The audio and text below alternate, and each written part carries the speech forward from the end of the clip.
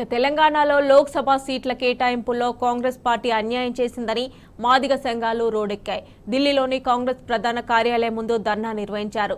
లోక్సభ సీట్ల కేటాయింపుల్లో 18 లక్షలు ఉన్న మాల సామాజిక వర్గానికి ఎక్కువ సీట్లు కేటాయించారన్న మాదిగ సామాజిక నేతలు 80 లక్షలకు పైగా ఉన్న మాదిగలకు సీట్ల కేటాయింపుల్లో అన్యాయం జరిగిందని ఆవేదన వ్యక్తం చేశారు. వరంగల్ లోక్సభ స్థానం, సికింద్రాబాద్ కంటోన్మెంట్ అసెంబ్లీ స్థానం మాదిగలకు ఇవ్వాలని డిమాండ్ చేశారు. పెద్దపల్లి లోక్సభ అభ్యర్థిని మార్చి గజ్జెల కాంతానికి ఇవ్వాలని ప్లకార్డులను ప్రదర్శించారు.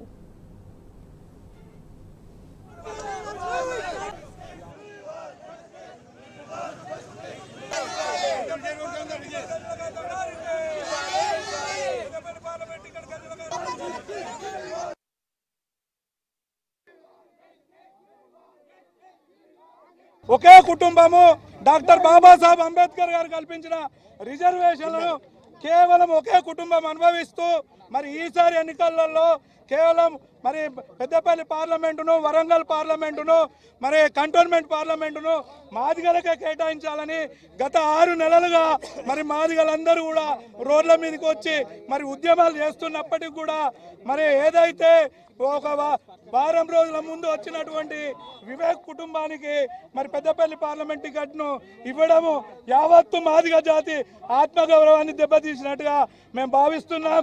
మరి ఏదైతే పెద్దపల్లి పార్లమెంటు టికెట్ను వంశీకృష్ణకు కేటాయించారో దాన్ని పునః పరిశీలన చేసుకొని ఏదైతే మరి తెలంగాణ కొరకు ఉద్యమం చేసినటువంటి దళిత ఉద్యమాలలో పనులు చేస్తున్నటువంటి గజ్జెల కాంతం గారు కావచ్చు, పిడమర్తి రవి గారు కావచ్చు, మరి ఊట్ల వరప్రసాద్ కావచ్చు, ఇలాంటి వ్యక్తులు ఉన్నప్పటికీ కూడా కేవలం మాదిగలను అణిచివేయాలనే దృక్పథంతో డాక్టర్ బాబాసాహెబ్ అంబేద్కర్ గారు మరి కల్పించినటువంటి రాజకీయ రిజర్వేషన్లను ఒకే కుటుంబము మరి దక్కించుకుంటూ మాదిగలను అణిచివేతకు గురి చేస్తున్నారు. కాబట్టి మరి యావత్తు తెలంగాణ మాదిగల ప్రజల పక్షాన మరి ఈరోజు నిన్న ఏఐసిసి కార్యాలయానికి వచ్చి మా వినతిని మరి ఇవ్వడం జరిగింది.